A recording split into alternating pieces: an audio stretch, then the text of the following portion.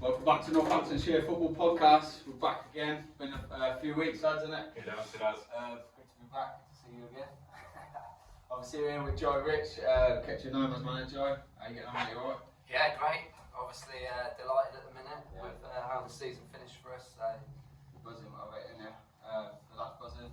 Yeah, we were so chuffed. Such an achievement, and I know that we've sort of kept our heads down as we've gone through the year and kept chalking off results here and there, and in the end, just our consistency to finish the season couldn't be caught really in the end.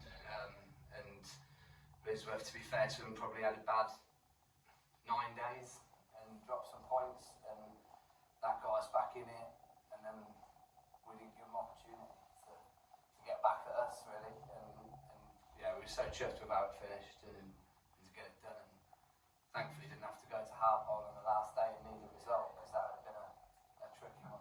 I see you got one though, right? Yeah, just about we did. But looking back at like early in the season, do you reckon you were sort of went under the radar a bit? Because I mean, everyone obviously around Northampton now were talking Blisworth, Harpole, Chester, and they weren't really mentioning you lads. yeah, well, yeah, spot on. And if I'm totally honest with you, when that was being discussed on this podcast and about, we were delighted with that really, because we knew, and I knew, that we had an incredibly strong squad, capable, and I wasn't quite really sure it was going to. If I'm totally honest, I thought we could probably win a cup. I thought that's what we had in us, and I knew the league was always going to be tough. And when those teams were mentioned, it was almost a bit of a sort of feather in our cap really, that okay, well we've now beat them, and we've beat them, and I don't know if we were so much under the radar in the actual league to the other teams, or if we were, but I mean we dropped 10 points all season, and 6 points in the first 8 games of the season, losing to Blisworth and Strip Mills. So I think that sort of shunted us a little bit, and then obviously in the last 20 games of the year, then we drew twice with Harpole and Blisworth, and yeah, I think we sort of gradually got up, but it was useful for us really that we were under the impression that people didn't really. That's exactly the way I would love it to be. Nobody knows about us, and then we just come by storm. That's exactly how you want it to be. Yeah. I remember looking a few weeks back, and I think he was down maybe 5th or 6th, and it was like Blisworth, AFC Rushden, I was Harpole and Manchester, and then all of a sudden, a few weeks later, and he was up there. I was like, So we had the biggest turning point in the year. We lost to Blisworth in the semi-final of the League Cup. Well, we lost to them in the semi-final of Junior Cup as well. Yeah, done us 2-2, which was tough to take, to be honest. But it was at that point that we were 6 points behind in the league. They just knocked us out of the second cup, and we were playing them in 5 games' time. So our setup really was, if we can hit them with 15 from 15, I expect them to be 15 from 15 with the teams they had to play. And then if we can take points off them, we'd narrow the gap, and then it all gets a bit tight. We did go 15 and 15, and their bad spell came in that, and I think they picked up 7 in 15 or something. And all of a sudden, we're going into game against them, knowing so long as we didn't lose the game, we'd be in the driving seat then, sort of moving forward. But you're right, we were behind on games played. We weren't actually that far off on points, but we were behind in games played, so it felt like that we were sort of under there. And yeah, like I said, we were incredibly strong finish to the season, and It's mad that 20 games and beat it, like, speaks for itself, doesn't it? It's yeah, champion sort of form, isn't it? So it's, you know, it's what I say, it speaks for itself. Did that obviously that 15 and 15, and did that sort of take care of your team talk for that Blisworth game? You know, lads knew what you expected then going into that. yeah, I think so. And you know what it's like. You refresh full time. How's the other team got on? How's the other team got on? And we constantly they were churning out results. And to be fair to them, in the last portion of the season, they had some games that we sort of earmarked as that'll be a tricky one, and they won, and that'll be a tricky one, and they won, and that'll be a tricky, and they won. The benefit for us was that we won as well, so it actually didn't matter. But yeah, coming back to that, we were in a great position in that Blisworth game. We were 3-1 up. They'd gone down to 10 men, 15 minutes left, and they pulled it back to 3-3, and we drew the game. And the changing room post-match at that point was like, we've screwed this up basically. It was ours, it was there. But then when you sort of go away and you get out of the emotion of it and then look back, a point was great against a decent side in the league, and therefore that then pushed us on. And then it was just a case of, I think we had 9 or 10 remaining after that, and it was, can we tick off the next one, can we tick off the next one? And looking back on the results now, we had some pretty comfortable results in that run-in, but they never really felt comfortable because it was just, that was the next one. Blisworth have won again, so we then... Back to the grind. Who's the next game, who we play next? And like I mentioned, they had some tricky ones. We had some games that sometimes you think, yeah, we might win that, but when the pressure starts being on, like, oh yeah, that's quite a tough one. They've got some decent players, and Those goals that you easily score turn into missed chances. yeah, we had one away at Pegasus on a Tuesday night at the Glebe in Corby, and our first half performance was shite, to be honest. It was 0-0 at half time. It was looking and thinking, where's this goal coming from? I think we ended up winning 3-0, I think, or 4-0, and it probably could and should have been more, but it's them little ones that Getting that challenge first goal.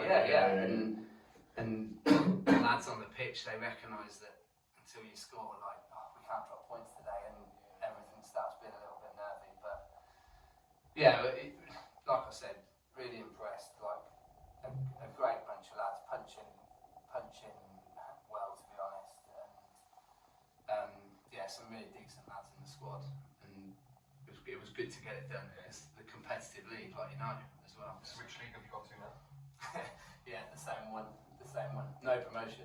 Yeah, so Yeah. I seen that. That's what I was going to ask you about. Obviously, this is something to do with your ground, isn't it? Yeah, so the ground, we play at a cricket club, effectively a park pitch, for want of a better term. It doesn't have floodlights, so therefore no promotion, which is, it's not a disappointment, because that was never going to be the case, and it was never what I was in it for. So leave me the travel ain't pleasant. Yeah, and exactly. I think we might touch on it a bit later, but the quality of players in the combination in the top 4 or 5 teams, they can easily play at a step above, and possibly even a step above that.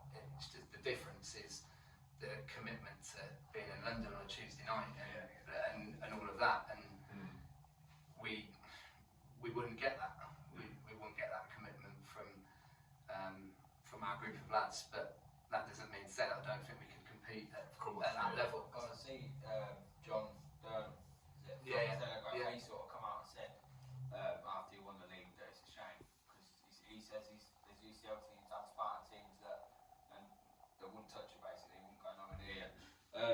Is it an aim, club boys, in the future maybe? Is that something they're going to do, or are they just happy where they are? Yeah, I think there would be potential to step on. I mean, the guys that run the EDs, they're sort of long-term clubmen that have been through thick and thin with the club, and we've now got into a position where we're at the right end of the table, and yeah, maybe that would be, I mean, I don't think it would be developed at Isham, but potential to look to play elsewhere, or ground share, to potentially have facilities to go up, then yeah, maybe that would happen. But yeah, it's not always as easy as just, yeah, we want to go up, so we'll go up.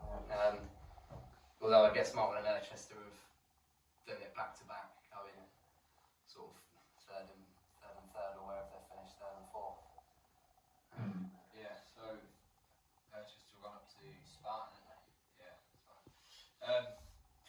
One thing I was going to ask then, obviously, like you say, you've got a good group of lads with you.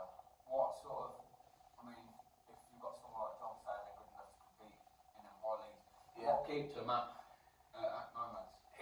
It's a great question. First and foremost, we have zero money. The lads pay £5 to play. Every man, unless they're under 18, and then they don't pay. And then get smashed in fines then as well, another 10, 15 quid. So lads are definitely not there for the money. I know that we've taken a couple of lads that were getting paid from other clubs, and it's a bit cliche, I guess, but trying to create an atmosphere in a group where everyone's in it for the same reason, and not just the footballing reasons, but to be together as a group of lads, have a good crack, have a laugh, and of course it helps when you're winning games because it all ticks on and there's something to exactly. And I'm sure there's teams in our league that 5 games to go, nothing to play for, you're struggling to get 11 lads, whereas we were in a position where I was having to leave people out of the match day squad because we had so many that were sort of like, I want to be involved. But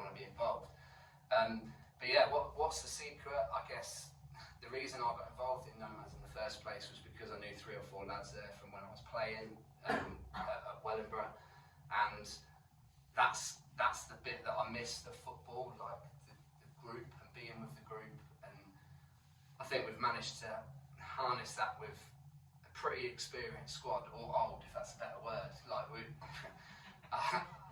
our centre back pairing, we got a trio. But yeah, we a trio of centre halves. One of them's 42, one of them's 38, and if we give the young lad a run, I think he's 36 or 37. I'll get your boots. So The young lad. I think probably that some teams would look at that and think, well, yeah, we'll get at them. Look at them old blokes at the back or whatever, and well, least goals conceded in the league type thing, and got a keeper to thank for that as well. He's a great keeper, but yeah, I guess what do you try and create? Try and create something that people want to be involved in, that people almost feel guilty if they're unavailable or if they miss it, or that they know that if they miss it, that the impact is that they maybe miss out for a few games then. And we've been incredibly lucky. Like our player of the season last season, Christopher, he done his knee ligaments in January, and we managed to bring somebody in that was of quality. Our captain got injured with like 8 games to go, but that coincided with another decent man coming back from injury. So things like that. Look at the green. Yeah. All lined up for us, but yeah, I guess money in football generally frustrates me because I don't have any issue with people paying players. I personally think it's a bit stupid, particularly out of their own pocket. But I think what frustrates me more is when people imply that they don't, because I don't see if somebody is willing to pay someone £100 a game to play in the comp, I think you're mental, but it's your money. Like, so what? Like, Do you get a lot of? So what I've experienced in the last few weeks with second years of 18s is They're not prepared to play unless they get paid. But then on the other hand of that, I'm going to shout out to Kettering Town. Yeah. When they're in their programme, you have to go and play football as a first year on a Saturday. You have to go and play football as a second year on a Saturday.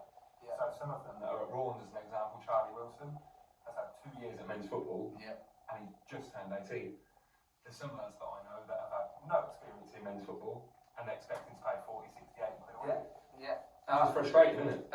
Massively, and I think it's a problem, and I think that it then rubs off on commitment of young lads as well. And I've like slightly older now, obviously nearly 40 myself, but sort of probably count on 2 hands how many Saturdays I've missed in the last 20 years of football. And yeah, now younger lads are, I've got shopping, or I'm out with my missus that day, I haven't seen her all week and stuff like that, and you Sounds really that, Rhys.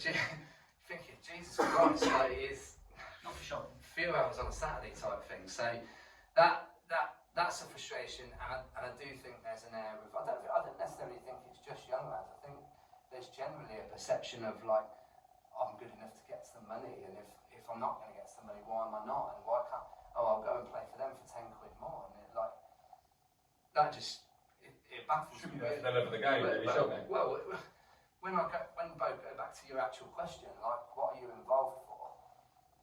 Most of our lads are leaving the club at the end of a Saturday, 15 quid down. Like, why are you going to go and play somewhere else for 10 quid more? And if that's the reason you are going to go and do that, you're not going to get much out of your football, because you'll soon be binned off because you're not good enough, or you'll lose your spot, or whatever. So I think I just generally find money frustrating, because it always seems to be like, I'm not saying everyone should have an open, like, oh, we pay him that much and him that much and him that much, but I don't get the obsession with people being bothered about money, but I also don't get the obsession with people, no, we don't pay, we don't give any money, no, we don't get, when you think, well, you do, because I know him and he gets that much, I know him and he gets that much, so yeah, I think that that's difficult, but create an environment that people want to be a part of, I guess, and we've been lucky to do that, and I'm not claiming by any stretch that that's me that's created that. I think that comes from within a group of core players, assisted by the club men looking after people when you're down at the club, and assisted by a management team and a coaching staff that contribute, but ultimately the core group of lads, they're the ones that drive the will to be there and the Saturday nights out and and that sort of thing that actually makes people. That's why I play football, because it's a great group of lads, and that's why I got back involved for that reason. So having said that, then the lads, it's the same core, that group staying together for next season. Yeah, I mean, I haven't had those conversations yet, and it's trying to pick your moment of do I strike now when they're on the top of the world, or are they thinking give us a break, right? Give us a couple of weeks to chill. So, but I make no like secrets about what we can offer. What can I attract you with? A great ground? No. A brilliant foot surface to play football on? No. Money per game? No. Subs? Yes. Fines? Yes. Good bunch of lads? Yes. Want a group that actually wants to be successful? Yes. And I truly hope that the lads that we've got now want that again. There might be some that think, oh, maybe ironically, like I've said, somebody says, oh, come to me for 30 quid, and they go, yeah, I'd rather that then. And I'm not in a position, or I say the club is not in a position to say, I'll stay here for 40, or because it has won't change. How's this £5 from you, like wherever you go and whatever you do. But then with that as well, it has a knock-on effect, doesn't it? Because if you end up paying one player, you end up having to play 6, 7, 8, 9 players, don't you? Exactly, and then you breathe in a dressing room, hang on a minute, I didn't know he was getting money. I've been at clubs before where it's like that, and everyone gets paid the same here, and you soon find out, well, he don't get the same as him, and he don't, and then that becomes, well, difficult to manage, I think, so yeah. So as far as you're aware, you're there next year, Yeah. season, Yeah. staying on. Yeah. Okay. You're looking at the league then, obviously you're going to be in the combination again next year. How strong do you think that league is now? Obviously, because Irchester are gone. Yeah. I mean, I think Lizzie, as far as I'm aware, they're staying there, aren't they? Yeah, I think so. I think Irchester may be the only promoted team, as far as I know. I don't know what Diamonds will do. So yeah, overall quality of the league, like I alluded to earlier, there are some really good players in the division. There really is some great players, and having played hundreds of games at the level above and the level above that, they could easily mix it there. And I think the quality is strong. I think Scouts will do well with Irchester. If they can keep their lads together, who knows? But if they can keep that together, he will bring a strong team there. Malton obviously went up last year, finished 9th or whatever, arguably a sort of shaking up squad. But yeah, they've held their own up there. So I guess what can I can compare myself to the only game we played against the team in that league, and that was Trennix in the Junior Cup, and we beat them. I'm not for a minute saying that we could hit the consistency to match them at second in the league, because no way could we, but I definitely know we were good value for our win on that day, and therefore that suggests to me that us, Blisworth, Harpole were some great young lads, really look to play football well, and yeah, it's an incredibly competitive division, and I think just the fact that the title went down to the last 2 games shows that, and even then Strip Mills and Harpole were pushing Blisworth, and They're another team, look, they sort of come from nowhere, didn't they, Strip Mills? Yeah. They were sort of mid-table all season. It's because it's a tough away fixture, that, mate. I am telling you that for free. It's difficult to go there. yeah. It's just one of those grounds that's intimidating without doing anything there. But they were one of your 2 losses a season, weren't they? Yeah, well, to be fair, so the loss that we had at home to them they were fully deserving of that. They scored two. Well, we lost 3-2, but they scored two cracking goals, and fully deserving. And then our game at their place, we were 1-0 down into injury time, and snatched the draw. And I was like absolutely buzzing that we got a point. And we went and nicked it. We scored again from kick-off and won 2-1. And so you mentioned the place over there. As you can imagine what it was like scoring 2 in injury time. So in a Kettering Corby derby. So yeah. Well, that was half a mile from the pitch. So it was it was an interesting finish over there. But you're right. They've got some quality front players as well that have scored. Just even looking at the goal scoring charts, we've had I think we've got 2 or 3 +20s. They've got 2 +20s, and all of them players could easily score goals at higher levels. But yeah, so again, they'll be tough next year, and I'm sure they will be looking forward to revisiting, because we definitely snatched it off them at their place. One bit of a controversial question I wanted to ask you. Yeah, go on. What if you could have one player out of the league, any player in the league that you've gone up against, you could sign him there, who would you go for? Yeah, good question. Yeah, that was a good question. Probably should have thought about this before you come. I think you can always value a good keeper. Our keeper is great, to be fair, so that position won't be sold for us. But I think Josh at Blisworth is a decent keeper and makes some decent saves against us. Hang on a minute, I think there's an undertone of this one. You said you used to be at Wellingborough. Yeah. Was that at Wellingborough the same time No. Josh was there? No. I'm not signing him anyway, because we've got a good keeper, so it's fine. But yeah, goals are good, aren't they? Camacho's at the top there, a decent player, causes problems. The 2 lads that I mentioned at Strip Mills, causes problems. But, it's a bit cliche to say, but I genuinely don't feel like we need to add anyone to our squad to compete in the same way that we have done if we keep everybody. And obviously, if we don't manage to do that, I'm sure there'll be a bit of move and shakes here and there. But yeah, there's some good standout players in the league. I don't massively feel like there's been a game this season where one single player has got the better of us and made me think like we can't compete with that. So yeah, that's probably fair. That wasn't as controversial as I thought.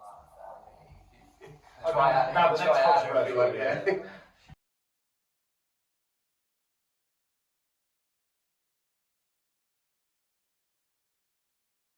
I had a good question. I thought No. They're staying. Yeah, no, they'll stay now. They don't have lights either. So they're planning on it in the future, don't they? maybe, are they? Yeah, well, I think they've got planning permission. they have, yeah. It makes sense. They've got a great set there, a great club, and to be fair, to give them a shout out for the Saturday just gone, obviously there was potential of them playing in their cup final that they could have had a trophy there on Saturday as well. That got postponed to last Thursday.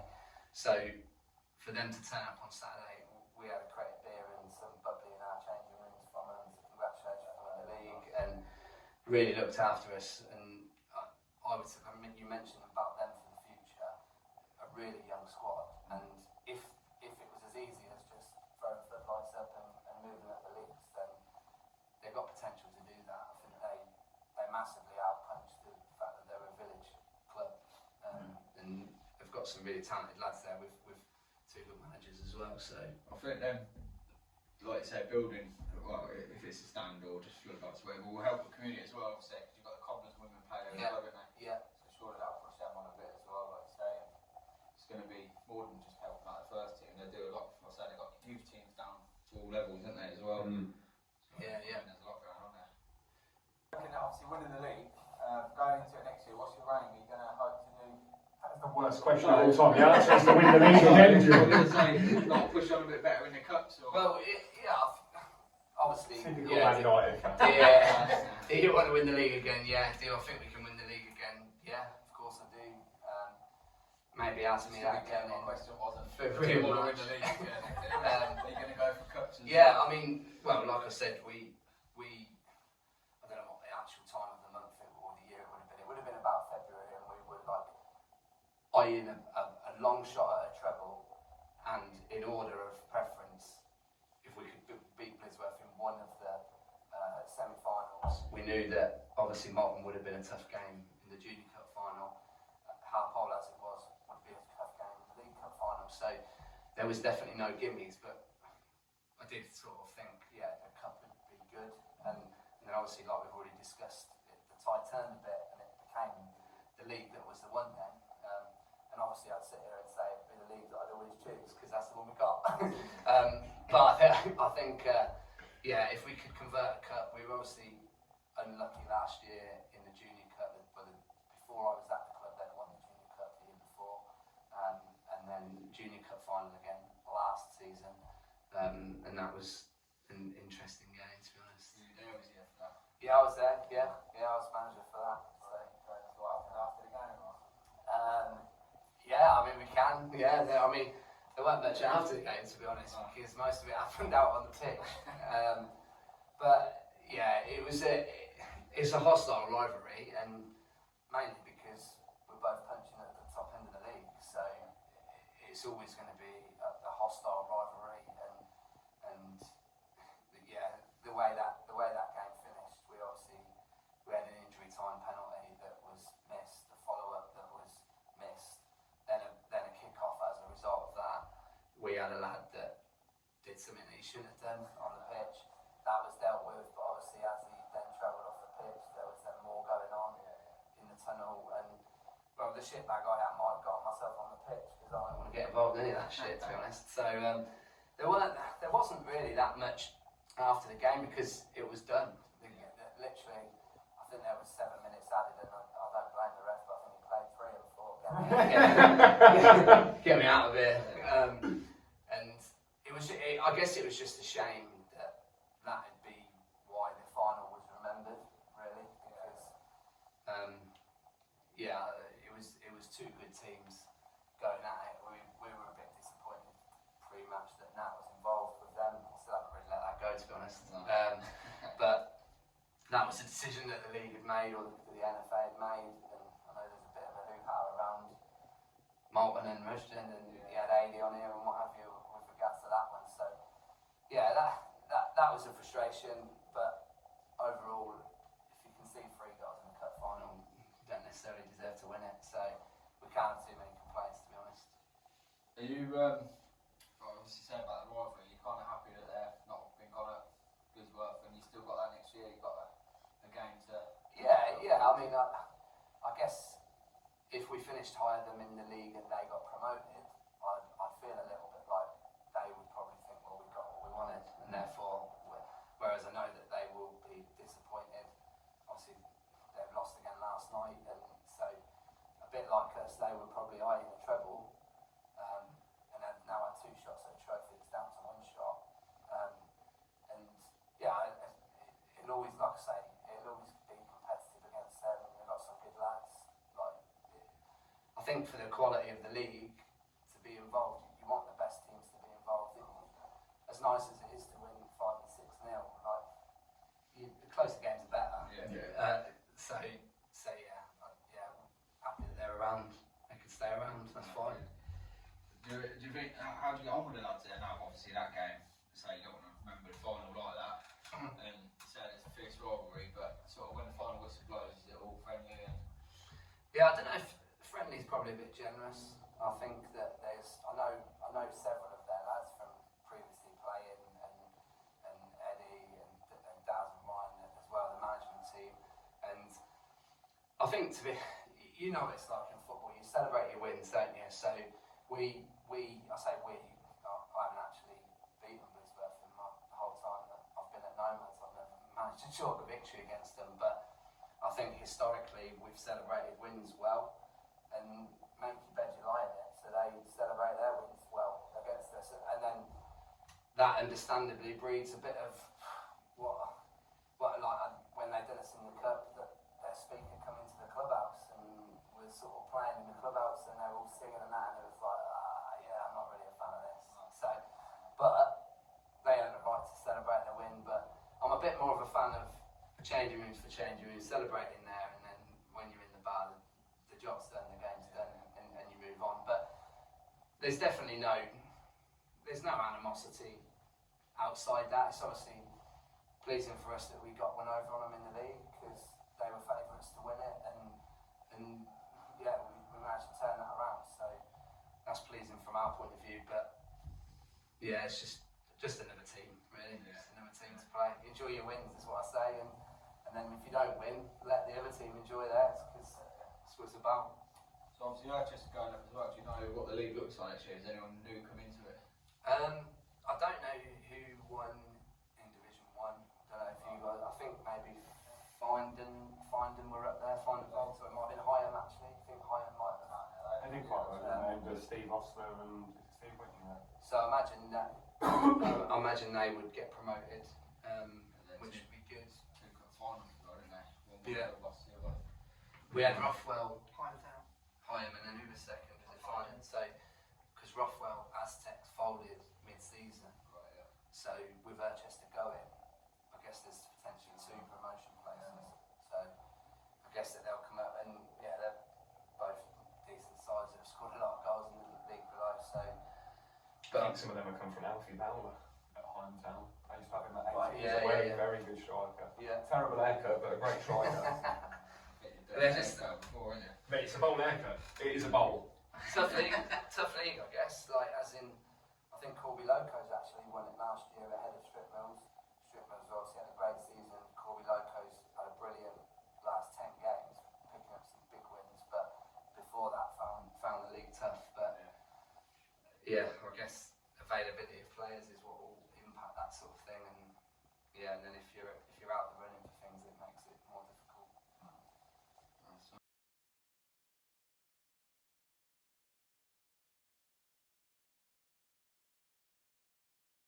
And obviously, how often do they train each week?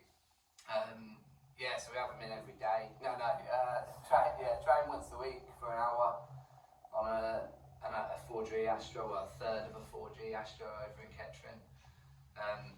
I'll be totally honest with you, I don't go to training. I can't afford to commit that time in the week. And I guess there's a bigger sort of theory behind it. I think it's quite difficult with an hour a week and maybe 70% of your squad to genuinely actually work on something and try and improve it. I think you can probably do more of that on a match day in that environment. Excuse me. So I guess linking into why do people play at Nomads and stuff, for me, the training more needs to be lads wanting to be there because it's good fun and they have a laugh and they have a kick about, and then they want to go next week, and when it's pissing down they want to go, and when it's -4 they want to go, rather than them thinking, yeah, okay, we're going to do this, that and the other. And Tom Judge, who's like he put centre half and joint manager with me, he's the one who oversees that aspect of what the lads are doing. It saves me our commute over to Kettering and back to watch the lads be involved in a 5-a-side game, and it obviously helps me at home as well with not being out of the house in a midweek night. So training, I think it's important. I think it's good that lads attend, but when you can only see a certain amount of lads once a week for an hour, I think sometimes some coaches get confused by what they need to do in that time when they're together, and how many points a season do you actually win because lads want to be there, as opposed to because you worked on a passing drill and now we can knock 3 passes together around on a Saturday on a bubbly pitch over in Corby. So yeah, that's sort of my philosophy on training in a way. But yeah. Maybe you should sign for them rather than me. Yeah. Yeah, you might have listened to the players have to go. I just don't go. Assistant. What, assistant to stand in his house with him? Yeah. Come on, man. You bet he turns up here, let alone to training. I'll be round the side and text you the rest off and all. I've been Rhys though, taking your training from now on, yeah? Yeah, looks that way, yeah. Yeah. But I think it has led into our success. That, like I said, I just mentioned Tom, and there's certain aspects of management that he does really well that frustrate me, things like availability and stuff like that. And I know that I contribute on a match day and together as a partnership, and the other lads that help within our management team, like that's what pushes us forward. That we all recognise what bits we're responsible for, I guess, and that works really well. And yeah, there's definitely no like egos involved in it. It's, yeah, we want the same thing. Good. Obviously, great season for you lads. They're lost the champions. Congratulations again on that. Appreciate it. Sorry, we were going to touch on. You could ask me if you can hold the trophy, because that's as close as a Man United fan gets to a trophy, mate, yeah? I've won one this year. I support Spurs, so I made sure both my girls got a hold of it. That's as close as they'll get as well. So. Especially if Harry Kane's doing this summer. Well, I was only being United, to be fair. I mean, it's going to go somewhere. It's most likely going to be in something. Don't want him at United. It's still goals for fun. Yeah. I mean, if I were running place, I'd take him. No, they like taking players on loan, though. Dog shit, don't they? Just stick them out. Yeah, he's better than Weghorst, I think. So. True. That donkey. He's a donkey. Yeah, so what we're going to touch on a bit of local football as well. Obviously, Yeah, of course. This season, we're Yeah. a few weeks off, so there's quite a bit to cover. obviously the big news coming from you two. Yeah. Go on, I'll let you tell everyone. So myself and Rhys, we've gone in at Heyford Reserves, Nice. building a revolution. As you can imagine, first managerial men's job for me, and getting Rhys involved as well. First Saturday's for Rhys. We're holding a trial game at Heyford in the next few weeks or so. Had around 40 players register so far. Nice. So whoever was the gentleman that gave us a bit of grief on Twitter can go fuck himself. And it's a little bit fucking hard lines because he got dropped as a goalkeeper in a cup game, you see, and couldn't take it that he wasn't quite good enough. So I'm digging him out right now because whenever he wants to play a fucking game, bring it on. Bring it on. Because that comment he made is going to be like fucking sour milk by the time I've played it. Because I'm the fucking villain. You know what I'm saying? I'm happy to be the villain in the shit house, whatever you want it to be. As soon as we've got our team together, I'm going to bail that fella up and we're having a game. Who's he play for? I ain't got a clue. I ain't got a clue, and honestly, don't really care. But all I know is he's going to get a fucking conk. That's all Hopefully I know. not known as. That's it.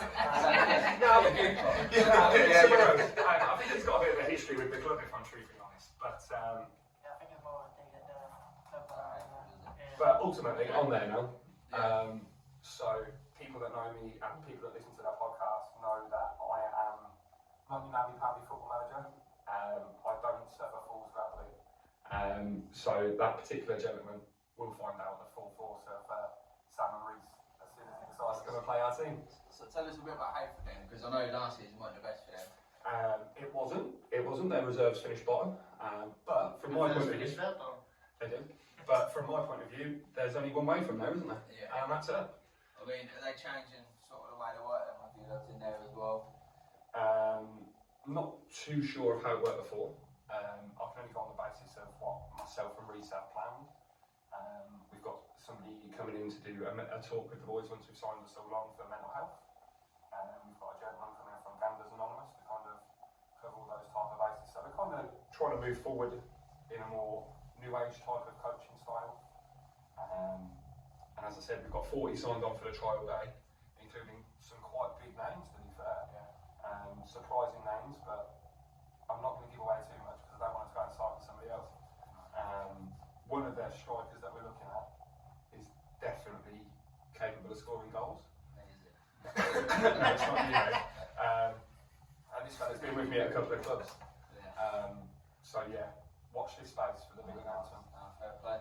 And obviously you work together now on Sundays, wasn't it, you two? We are, yeah. Yeah, And that's, let's bring him in. yeah. Right. Didn't know what you're doing, no? No, just I could just need someone else to help me as well. And he already said, "Do you want to come and help me at Heyford?" So I went, "Right, do you want to come and help me?" So He just needs to gob on the side, that's all Yeah. it is. For anyone that's seen me at a game, you know my voice by how loud I fucking am. We have a few of the Battle lads there coming up in the week. I don't want to let any secrets believe so. Yeah. I've definitely got a couple of lads coming from a club that I may have recently just left, Oh yeah. which would be pleasant. It'd be nice to show them how a real club works, and how a real manager, given the right resources, will be able to show them the way forward. Nice. Fair play. Sounds good. Where can I sign up to this game if anyone wants to get involved? Instagram, we've got our own Heyford Athletic Reserves Instagram. Currently, I think it was 104 followers within 2 weeks. And then there's the links all on there. Yeah. Message one of us. Yeah, like Send I me a said, link over. So. we'll share on the podcast anyway. But have you had both your seasons finished now, have they? Yeah. Yeah. Just about. Apart from with my little kids' games. So the Rhys Diamonds Academy, we've got Road tomorrow. Friday. My apologies. And in 2 weeks for our big season finale, we've got Norwich City. Norwich City, nice. Yeah. Is it away or? No, it's at our ground. Luckily. I'll be honest. Rhys has been helping me at Rhys Diamonds, and I'm sure he'll tell you we're a pretty decent side. Yeah. Rhys was well when he came and watched us the other week, where we strung more passes together than Mal did. I didn't see the goal, one of your goals, a little volley from the edge of the box. Yeah, so I didn't see it. We'll have to get that video out there if you still got it. oh mate, it's class. In that game, I was particularly proud of the lads because for under 9s, we strung together 8 passes and got a goal at the end of it. And it wasn't by fluke. We've been working on that in training for about It was 6 never weeks. like when I first went down, and then I was thinking about under 9s, a couple of kicks in the ball and that, and then just going knock, goal. Nice. Hey, what's going on there? I think lucky the first time Rhys came along and saw a game, he scored 2. Yeah. Which was always nice for Rhys, wasn't it? So yeah, there's that, and then with the Wellingborough Town, yeah, that's completely finished now. Yeah. Very strong league though, the Senior Youth League. But I'm not too sure if I'll be in it next season. No. I just wanted to kind of be a little bit nicer to some of my what's the politest way of putting it? Some of the coaches that I've managed against this season. I just kind of want to throw it out there that as much as you might think I'm an arsehole or whatever, it's all the fun of the fair, and you've got to be a shithouse on the day. There's a few managers that are not too fond of me, shall we say. Ones that look like famous managers from the Premier League, they're not too fond of me. But I just want to say it's all fair and love and war, isn't it really? Fair enough. So, obviously a couple of games I wanted to touch on then away from that then. Yeah. Because obviously I went down to the Brackley Player Final. You did. Did Yeah. your man play? He did, yeah. You only like him because you're No, 2 inches taller than him. I know, don't you? yeah. I think he'll agree he didn't have the best game that day. But I will give him the benefit of the day in the quarterfinals. He was unreal, man. I've never seen a 5'3" man jump 7 foot in the air. He is unreal. He is. It's just different class, man. Hopefully he'll stay at Brackley next year because They've got a new gaffer in there, haven't they? I see it announced yesterday, yeah. Name escapes my mind. Yes, it's that one as well. But you know, that's a positive move. Day after the player final, announcing a new manager. You know, hopefully big things ahead for Brackley. They didn't turn up on the day, unfortunately. I think also looking at other clubs in that league, I believe they've obviously gone down now, but I think Kettering Town have kept Glover as the manager. Yes, I see. And I think they're signed on for their big hitters. I think Gary Storr being one of them signed on for next season as well. Nice. Nice friend of the show. Yeah, talking of big signings as well, Washington Diamonds to see have kept Harriman for the next season. I think he's something to do with coaches there. Game I was going to touch on was the Chenix player final in the Spartan League. For one reason only, the rugby borough manager. He must be your brother, He's a proper fucking shitter. He's a proper arsehole. The Chen's manager, who's the biggest arsehole, me or the other guy? Yeah. No, he's a nice lad. But I'll come away from that game. Obviously, Chenix, my local team. I'll come all the way supporting Chenix, and I felt hard done by it. It was just none of them played well, but they just. Have I not said to you before, when Rawns played Rugby Borough, did I not tell you it was like watching Man City? Yeah. No, I think he'll agree that they didn't play the best. And Chenix didn't play as good either. But they had number 9 there, and he was just. I told you how good he was. Who? The number 9, the Rugby Borough number 9. Finish your sentence. he was going down like a little bitch. And the line up there, his assistant manager was like, he was just fucking going at the Chelsea fans, winding them up.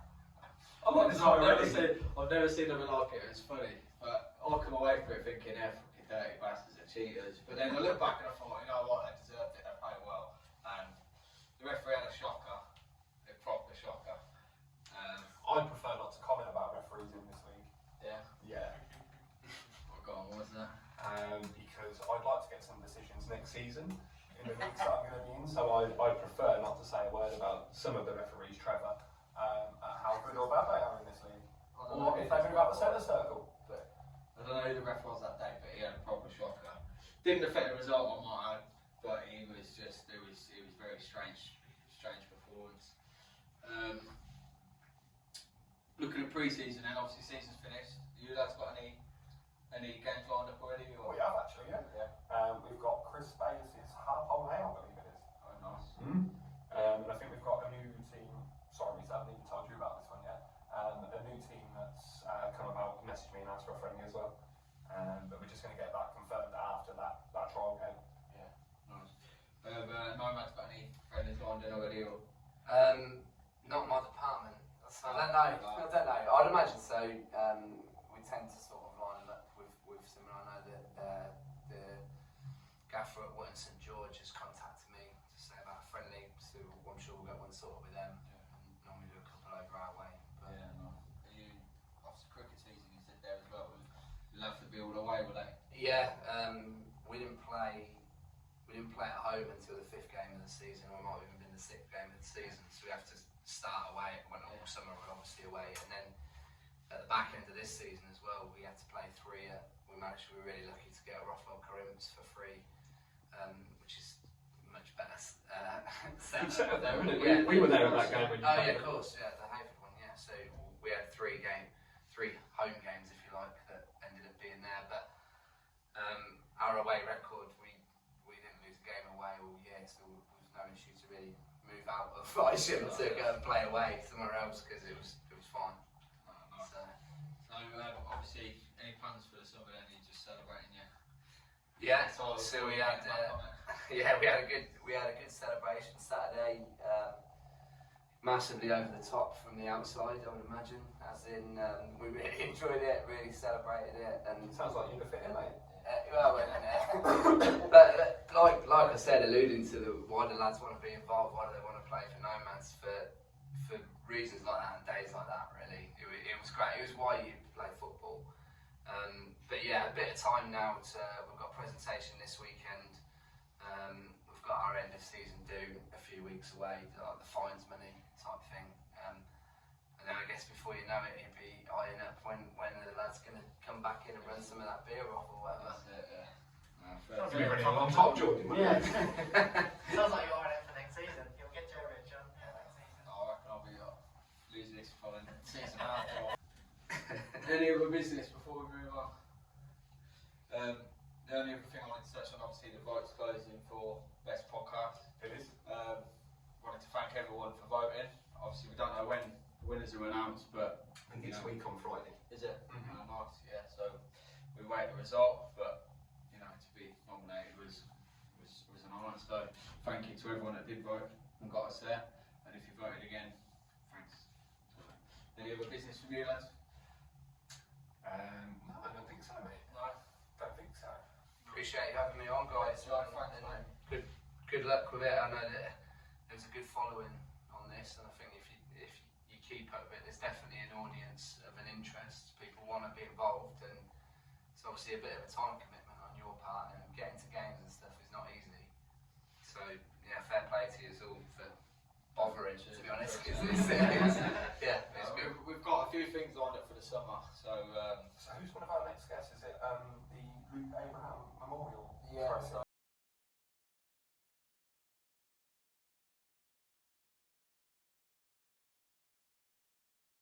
Jack this morning, sorry, and we're just waiting to agree on a date basically. But he's coming on with, I'm going to say Callum. Yeah, Cal. Yeah. Both of them are going to come in and talk about it's a tournament they're having, isn't it? So that would be good. Glenn Walker from Brackley Town, he's coming on. I spoke to him there on Sunday. So looking forward to that one as well. But I'm sure you spoke to a bigger name at Brackley Town quite recently, didn't you? Someone that was there watching the game. Lee Anderson is on Instagram. Oh, I thought there was a bigger name, George. Nigerian international. Well, I've messaged him, but he ain't got back to us. Oh, yet. But if we call him out now, then it'll embarrass him too, come on. Yeah. So, apparently, quarter final, I got Danny Shitter. I grabbed him, like, how you doing, Danny? All right, yeah? He went, yeah, sound. Like, I said, I'm doing this podcast, coming on it. He went, yeah, I'll come on it. Yeah, always sound. So, I messaged him. We had each other on Instagram, so I messaged him and got me to him back down. So, come on, mate. Just another thing to push out, Jordan, is whenever you guys start listening, see us at a game, come and talk to us. 100%, yeah. We've been stopped quite a few times. I keep getting stopped at kids' games. Like a couple of weeks ago, somebody patted me on the shoulder, didn't know my name, but knew my voice. He's the shithouse. Yeah, he was a big loud bastard, is what he called me, which is fine. But obviously, if you see us about in Fred's, then obviously come and have a chat with us. We're more than happy to do that with you. Yeah, 100%, yeah. Just going back there, I'll drop his name, I dropped out his name. Lee Anderson played Boreham Wood. He scored against Notts County the weekend, so congratulations to him. Obviously, unfortunately, they lost. But I met him at the game, he's going to come on at some stage as well. So a busy summer for us then, mate. Yeah, we've got a good few things lined up. Obviously, a few unconfirmed still that we're not going to mention, but Yeah. with, And obviously you'll come back on with Yeah. the starts, yeah? Yeah, I'll come back. Yeah, if you haven't, if you want anything to say, but yeah, more than welcome. I appreciate it again, Joe. We'll be less under the radar next year. I appreciate it, mate, and yeah, thanks again. No problems. Thanks for inviting me on. There's one thing we forgot, Jordan. The cobbler's getting promoted, mate. Of course. We're trying to leave that to our friends, the other podcast. This all cobblers to me.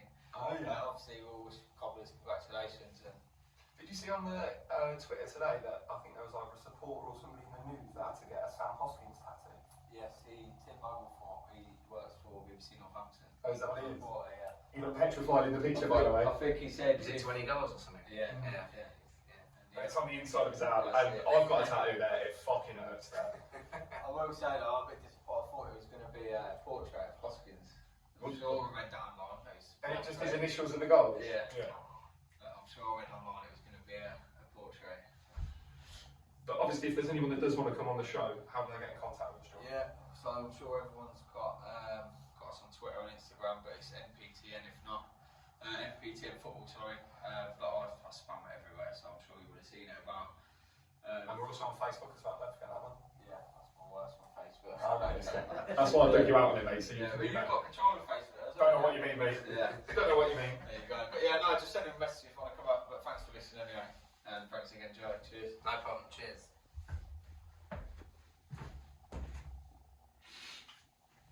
I fucking love